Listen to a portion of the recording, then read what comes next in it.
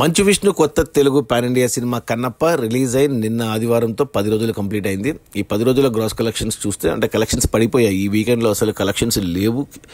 ప్రతిరోజు 1 కోటి లోపలే ఉన్నాయి గ్రాసు.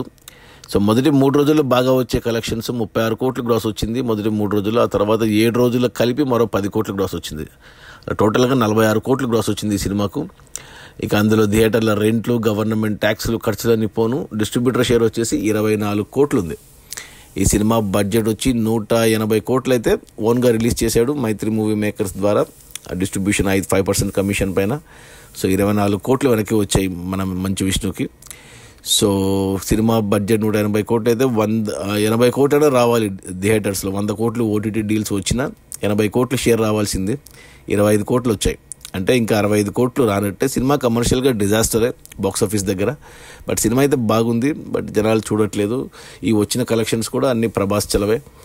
ఇక మంచు విష్ణు గుడ్ న్యూస్ అంటే ఇందులో గుడ్డిలో మెల్ల ఏంటంటే మంచు విష్ణు కెరియర్లో ఇంతవరకు ఇలాంటి కలెక్షన్స్ చూడలేదు మంచు విష్ణు 46 కోట్లు అనేది. సో ఇక రన్ కంప్లీట్ అయిపోయింది.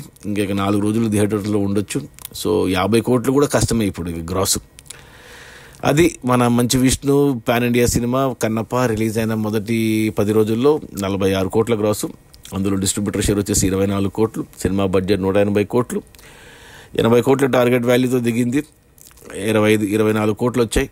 సో ఇంకా 66 కోట్లు రావాలి. అది పోయినట్టే. సినిమా కమర్షియల్గా డిజాస్టర్. ఇక ఏమాత్రం రికవరీ ఓటీటీ డీల్స్ ద్వారా రావచ్చు. హిందీ టీవీకి 20 కోట్లకు అమ్మాడు. ఇంకా మిగతావన్నీ ఫైనలైజ్ కావాలి.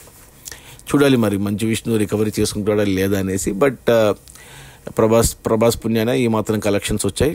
కొద్దిగా నెక్స్ట్ సినిమాలకి కొద్దిగా బడ్జెట్ తగ్గించుకొని చిన్న సినిమాలు తీస్తే హిట్ కొట్టొచ్చు.